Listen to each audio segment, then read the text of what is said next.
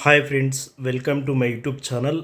आज हम 7वीं कक्षा की पाठ्यपुस्तक लहर में चौथा पाठ है हम नन्हे बच्चे। यह एक पद्य पाठ है।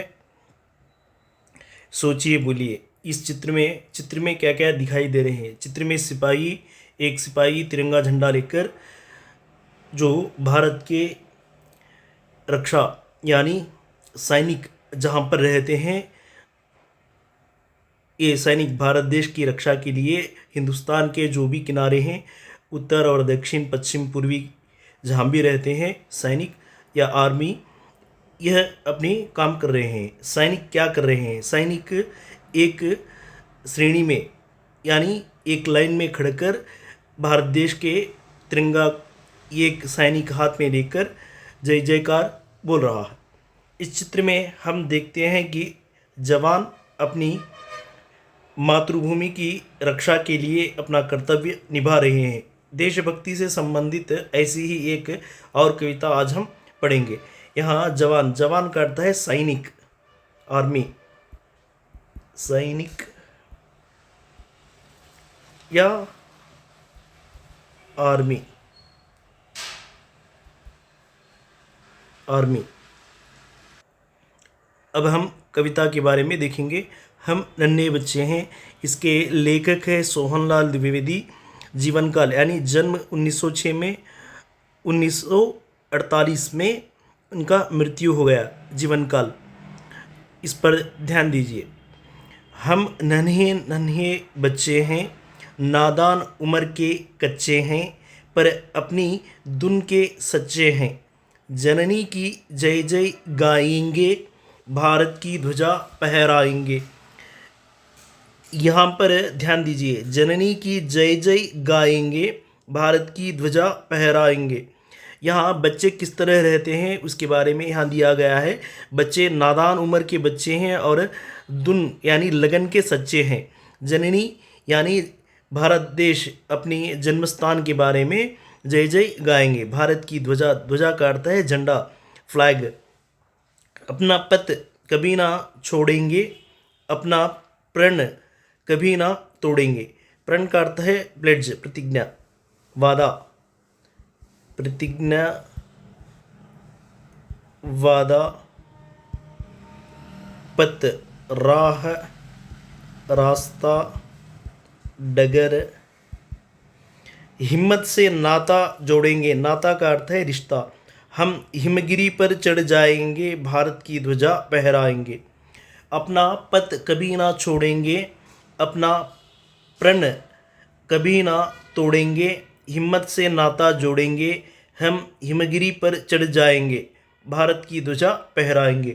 बच्चे जब अपने रास्ते पर चलते हैं, उसी के साथ साथ जो भी वादा करते हैं यानी प्रतिज्ञा, प्रण करते हैं, उसे नहीं तोड़ेंगे। उसी तरह हिम्मत से जो नाता जोड़ने की कोशिश करते हैं। उसी तरह हिमगिरी पर, हिमगिरी का अर्थ है एवरेस्ट, माउंट एवरेस्ट।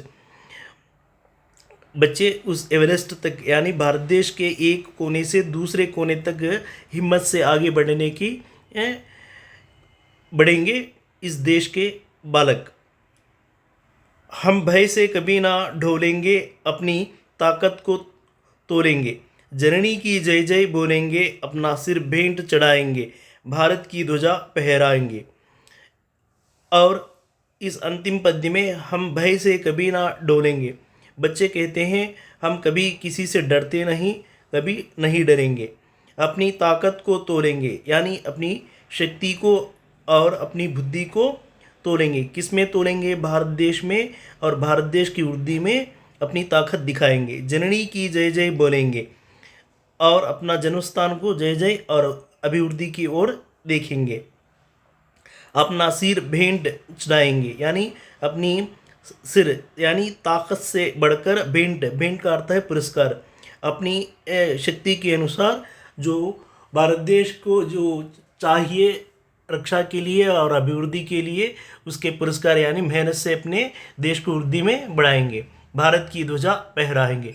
इस तरह यहाँ इस कविता के बारे में, इस पद्य के बारे में 3 पद्य दिए गए हैं। 3 पद्य के पर ध्यान दीजिए और क्रमानुसार रखिए में प्रश्न पूछने की संभावना है।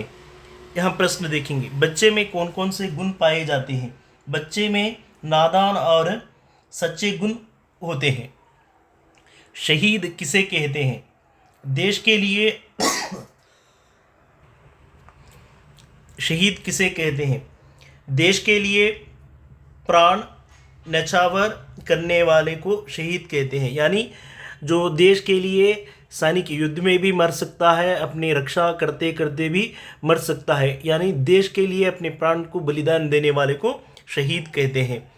पाठ का सारांश, कवि कहते हैं कि हम छोटे बच्चे हैं, हम नादान हैं, हम कम उम्र के हैं, हम सच बोलते हैं, हम भारत माता की जय गाते हैं, हम भारत का झंडा फहराते हैं, हम अच्छे रास्ते पर चलते हैं, हम अपना वादा नहीं तोड़ते हैं, हम धैर्य से रहते हैं, हम कभी नहीं डरते, ज़रूरत पड़ने पर हम अपनी ताकत दिखाते हैं। यहाँ एक एक वाक्य के रूप में इस पाठ के सारांश को पद्य के अनुसार वर्णन किया गया है। कहने का उद्देश्य है, जो छोटे बच्चे रहते हैं, नादान रहते हैं और एक ही उम्र के भी हो सकते हैं या कम उम्र के भी हो सकते हैं, सब सच बोलते हैं और भारत माता की जय जयकार करते हैं। उसी के साथ साथ भारत देश में जो झंडा लहराने, यानी यहाँ झंडे का जो अर्थ होता है भारत देश की उर्दी, उसकी के साथ साथ उस झंडे की शान के बारे में बच्चों में रखना चाहिए। अच्छे रास्ते पर चलते हैं और वादा, जो भी वादा देते हैं बच्चे, उस वादे के लिए उस पूरा करने के लिए कोशिश करते हैं, धैर्य से आगे बढ़ते हैं। इसी तरह इस पाठ का जो सारांश दिया गया है। Thank you friends, like me, share me, इस वीडियो को अपने मित्रों को शेयर करो। बहुत सारे मित्र देखते हैं, लाइक नहीं कर पा रहे हैं, और लाइक जो जितना ज़्यादा करेंगे उतना आगे हम बढ़ने की आवश्यकता है।